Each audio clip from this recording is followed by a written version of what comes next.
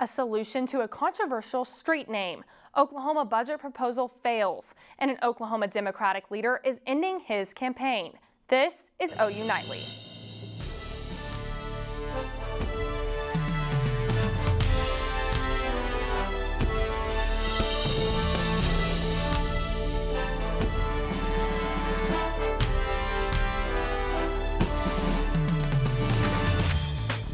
DeBar Avenue will soon have a new name. The Norman City Council unanimously adopted a resolution last night rejecting racism, bigotry, and hate, and it is calling for a review of the city street naming process.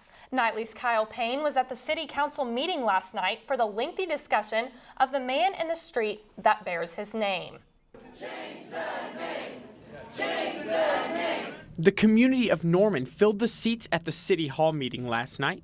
The policy put into place by City Councilman Bill Hickman is the barrier between DeBar remaining DeBar or becoming something else. So that we can act on your request. And that is the main purpose of the resolution, to say. After her announcement, the same community members took the podium and shared their feelings on this long overdue change. The Black Lives Matter Oklahoma director has been a resident of Norman most of her life, and the name change's slow progress was her biggest concern. When you tell me that the oversight committee is making an oversight and deciding not to act quickly, justly. This issue speaks to more than just full-time residents. OU student Dion Osborne talked about the racist experiences he's had at OU. He also realizes the name change is on the residents of DeBar Avenue, but the underlying meaning should warrant change despite the policy in place. Property owners on the street should be able to have a voice in decisions that affect them primarily. But their minor concerns should not trump the civil rights concerns of an entire community. By June 1st, 2018, the name is undecided, but it will certainly no longer be DeBar Avenue. Kyle Payne, OU Nightly. The group leading the DeBar Avenue name change, Norman Citizens for Racial Justice, is thrilled with the decision to change the street name, but believes there is much more to be done. Kenneth Adair has more details. I'm here where the controversy is centered. That would be DeBar Avenue, soon to have a new name. And today a press conference was held earlier by Norman Citizens for Racial Justice to discuss that decision. Now, the members referred to last night and what it meant for them and what the feeling was like, as well as what it meant for the city to make these steps towards racial justice within the Norman community. For 2 hours, we heard, as someone, I think it was Reverend Jackson, pointed out, not their passion, but their pain. And I sincerely hope this is the beginning of a continuing conversation that the Norman leadership will have with its residents. Yes, history did happen. Yes, we do need to remember what happened.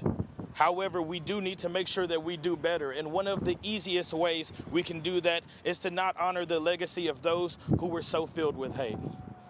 The city council, the people behind me, took the first steps in that action to make sure this is something that the future generations will not have to deal with, because they shouldn't have to deal with it. This shouldn't be. Now, Norman Citizens for Racial Justice are in the process of building a renaming policy that will be brought to City Council on November 8th, and plans for it to be finished no later than the end of the year. Kenneth Adair, OU Nightly. Great, thank you, Kenneth. Today, the Oklahoma House failed to pass a package of tax increase, killing the most recent effort to fill a $215 million budget hole after a month-long special session. The taxes included a $1.50 tax increase per pack of cigarettes, a 6-cent increase on gas, and changes to a low-point beer and cigar taxes. The bill failed 54-44. Oklahoma House Democratic leader Scott Inman announced today he is ending his campaign for Oklahoma governor. He plans to resign from his House seat early next year. In an email to his supporters, he said the reason is the stress his campaign and career has had on his personal life. He was elected into the House in 2006, became the Democratic leader in 2009, and was the youngest person to lead a caucus in Oklahoma history. Now, Abby, it is finally feeling like fall, about time. Yes, I am loving these cooler temperatures for sure. I am too. Marissa, what's the weather going to be like for the rest of the week? Well, guys, it's pretty calm out there right now. It looks like really nothing going on here in Oklahoma, but as we see this low pressure system and this cold front starting to form out to the northwest, that is going to change things here for us in Oklahoma coming up later this week. But tonight it's going to be beautiful, and those beautiful temperatures are going to stick around just a little bit longer. But there's another cold front coming in. It's going to be much cooler this weekend, and we do see a chance for our first freeze, but I'll have all the details on that coming up later in the show. Great, thank you, Marissa, sorry. Now, Taitum Wilson has more in the news center on the tension in North Korea. Taitum? That's right, Shea and Abby. A senior North Korean official has issued a warning that the world should take the country's threat to test a nuclear weapon above ground literally. The foreign minister is very well aware of the intentions of our supreme leader, so I think you should take his words literally. This statement comes after Foreign Minister Ri Yong-ho raised the possibility last month that North Korea could test a powerful hydrogen bomb over the Pacific Ocean. In September, North Korea ignited its strongest nuclear test of the 6 they've done, claiming to have used a hydrogen bomb. And President George H.W. Bush has responded to the sexual assault allegation of actress Heather Lind. Yesterday, Lind said in a now deleted Instagram post that the former president touched her from behind and told her a dirty joke. Lind also used the hashtag #MeToo, a social media campaign meant to highlight the frequency of sexual assault. Bush senior spokesman issued a statement today that the president would not intentionally cause anyone distress, and he apologizes if his attempt at humor offended Ms. Lind. And the U.S. ambassador to New Zealand and Samoa is under investigation for comments he made that caused offense. Scott Brown says it was cultural differences that prompted the investigation and that politics might have played a role as well. The State Department inquiry comes after Brown told participants at a celebration in the Samoan capital that they were beautiful and could make hundreds of dollars in the service industry. And Shea and Abby, new figures from the British Horse Racing Authority show that Queen Elizabeth II has won over $8 million in horse racing prize money in the past 3 decades. Thanks, Taitum. And still ahead on OU Nightly, we caught up with another SGA presidential candidate. Plus, an in-studio interview for Day of the Dead.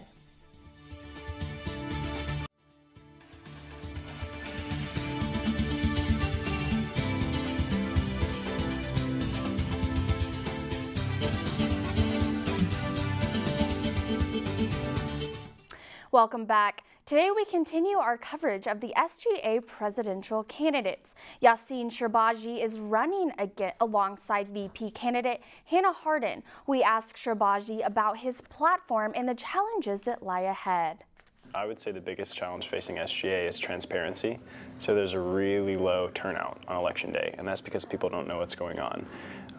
They'll give you an example, right? So people love the Crimson Cruisers. They don't know that was SGA. People love the food pantry. They don't know that was SGA. So I think the biggest problem is just making sure people actually know what's going on. And our platform seeks to address that with 2 pages. We have a long list of things we're going to try to do. So what we want to do is take realistic solutions for our community, right? We're the Student Government Association, not the White House, and amidst state and national budget cuts, we need ideas that are simple. Things like swipe to share, things like taking the trashed appliances on move-out day and converting that into revenue for the community. What we want to do is different. We don't just want to focus on the why, but the how. One thing that I think is different about us is that we did not make the decision to run and craft our vision second. We spent 2.5 months crafting our vision first. We objectively asked ourselves if that vision was worth it, and based off that, we made our decision. And I think that's why our platform is very hefty, there's a lot of detail, and we really know what we want to accomplish in this next year if elected. Tomorrow on OU Nightly, we'll hear from presidential candidate Vanessa Mraz, and a reminder, the student election is next week on Tuesday and Wednesday. And Harlee Toothman joins us with an in-studio interview honoring Day of the Dead.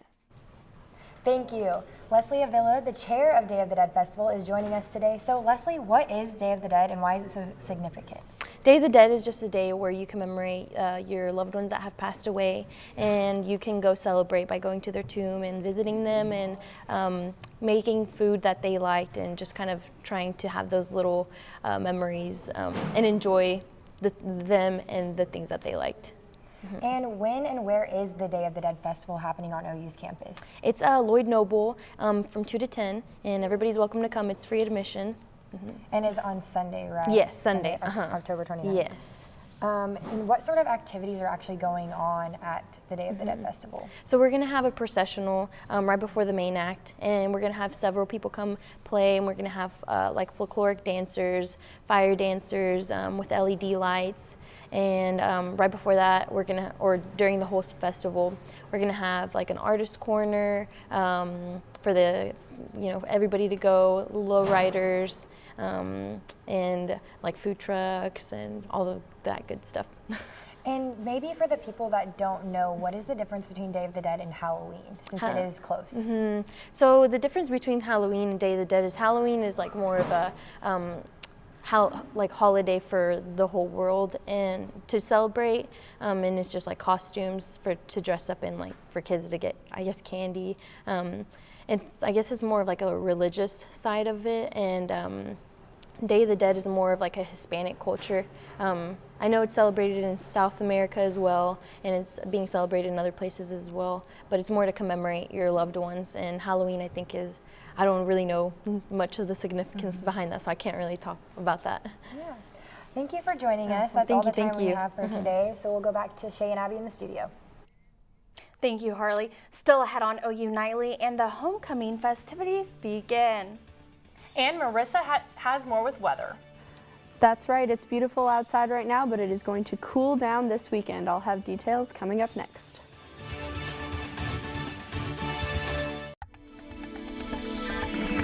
Welcome back to OU Nightly. We have a live look outside in Norman with some beautiful skies out there, not a cloud in the sky. Our current temperatures right now sitting at 76 degrees, very comfortable, very low dew point at 37 degrees, so very dry air, a very beautiful day, and this trend is going to continue for one more day. But we have this cold front that's going to come in, and it's going to bring cold air to most of the United States, and it is going to change the weather drastically here in Oklahoma. So if we look out, it is going to form some rain out into the eastern side of the country, but none of that rain is going to be affecting us here in Oklahoma.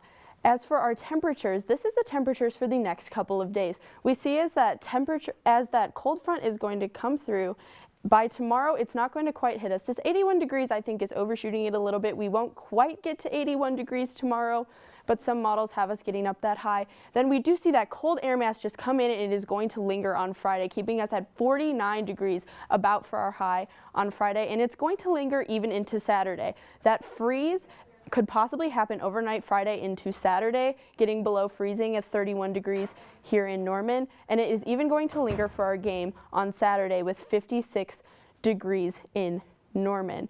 So we do have a freeze watch that has been issued, but this is the likeliness of the freeze most likely to least likely throughout the state, and this is the watches and warnings that have been issued. We have a freeze watch out here for most of the state and a freeze warning out in the Panhandle, and that is for Friday night into Saturday.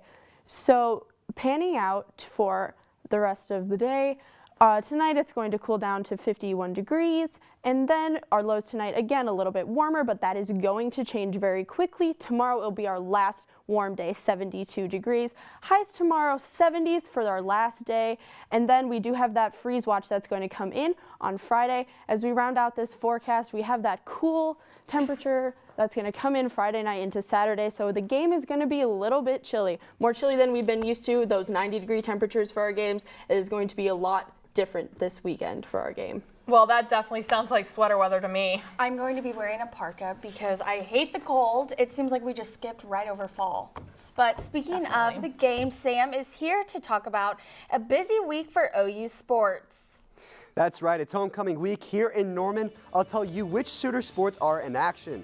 And the World Series kicked off last night. I'll have highlights from Game 1. Sports is next.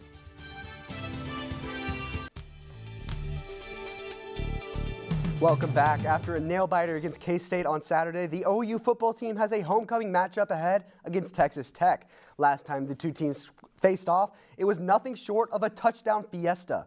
The Sooners beat the Red Raiders in a 66-59 shootout that set several NCAA records. And if it weren't for Baker Mayfield's 7 touchdowns, the storyline might have been different. You know, And we understand that, if the defense is having a bad day, offense, we got to pick up for their slack. If we're having a bad day as an offense, the defense picks up for our slack. And, that's just the kind of mentality we have as competitors, all throughout the offseason that we work on and kind of just, relying on each other to get better. While the offense was firing on all cylinders in last year's matchup, the same couldn't be said about the defense. They were simply atrocious against Pat Mahomes and the Red Raider offense, allowing 854 total yards. And while they've picked up some momentum lately, Obo and the boys know they'll have to do better this time around. I'm excited about this weekend, especially after last weekend. Last year. We just want to go in there and really make a statement just because, last year was one of our worst defensive games statistically. We want to go in there and just go ahead and just dominate. All right, let's preview some other Sooner sports, starting with the baseball and softball teams who are playing their Halloween game tonight at Marita Hines Field. The game is part of a fundraising campaign to support the Children's Hospital at OU Medical Center, and they've raised over $10,000 so far. The women's basketball team, meanwhile, is right around the corner to starting their season. They kick off their season on November 3rd against Central Oklahoma, and head coach Sherry Cole could not be more excited. It feels like it gets here quicker and quicker. Love that we're in the middle of a great football run right now, but within 11 days we're going to be playing an exhibition game, and we're incredibly excited to get it kicked off. After a few days off, the Oklahoma City Thunder is at home tonight at 7 as they take on the Indiana Pacers. This will be Paul George's first game against his former team. He played his first 7 years for the Pacers, but was traded to OKC in the offseason. And while several Pacer players said it's just another game, PG-13 insisted it will be an emotional night for him. The LA Dodgers and Houston Astros squared off last night in Game 1 of the World Series. The story of the game was the pitching matchup between Clayton Kershaw and Dallas Keuchel, and in the end, Kershaw prevailed. The Dodgers ace tallied 11 Ks and just 1 earned run in 7 innings of work as the Dodgers took the opening game by a score of 3-1. Game 2 is scheduled for tonight at 7 as the Fall Classic rolls on. And breaking news out of Pittsburgh, the bike has been found. This $800 ghost bike belongs to Steelers receiver Juju Smith-Schuster, and it made headlines this week after it went missing. Smith-Schuster is the league's youngest player at 20 years old, and because he doesn't have a driver's license, the bike is his primary means of transportation. Teammate Antonio Brown even took to Twitter offering free tickets to whoever found the bike, but eventually it was returned to a police station in nearby Mount Oliver. Now, guys, he's working on getting his driver's license right now because he doesn't want to drive in the cold, and I'm thinking he kind of needs it fast if he's going to get the bike stolen over and over again. I can't believe someone stole someone's bike. It's an expensive bike. It's $800. That? It's an expensive bike. It's not just some cheap thing you buy. That's very true. Thank you, Sam. No problem. And still to come on OU Nightly, see how OU is decorating for homecoming.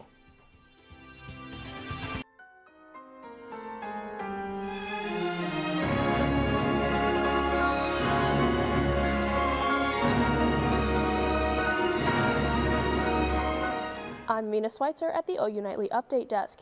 The Oklahoma Supreme Court said for the 3rd time today that a state law aimed at preventing frivolous medical malpractice lawsuits is unconstitutional. The court struck down other versions of this law in 2006 and 2013. The law says the person filing a lawsuit must include an affidavit from an expert witness that says the claim has merit. The court says that the requirement creates a barrier to court access and infringes on the district court authority. That's all for now. Back to you in studio. Posters and boards with different cultural references plastered throughout the South Oval. It must be homecoming week. Student organizations alike battle it out in a game of wits and creativity to see who can create the most creative and memorable homecoming board. The organizations use a variety of pop culture references, including movies, TV shows, and video games, to create the most distinctive poster. Homecoming celebrations continue this week. For details, visit ou.edu/sga.cac. And speaking of homecoming week, it is almost Halloween week. So what is our weather fact of the day? I heard it's spooky. The weather fact of the day is a little bit Halloween themed. It is a broken specter effect, and this is what it would look like if you were to be standing on a mountain with some low-level clouds below you. The sun will reflect light in this rainbow sort of fashion, and it just looks a little bit spooky. Wow, that looks like my cracked windshield on my car. That's what I thought. I thought it was glass at first. Yeah, I did It's too. kind of pretty though. Like, I think awesome. it looks Yeah, cool. that would It be is. amazing to be able to see that. And it's like, yeah, like you said, not a broken mirror, not a cracked windshield. Well, thank you guys for watching OU Nightly, brought to you by Gaylord College at the University of Oklahoma. We'll see you back here tomorrow night live at 4:30. Have a great evening. Good night.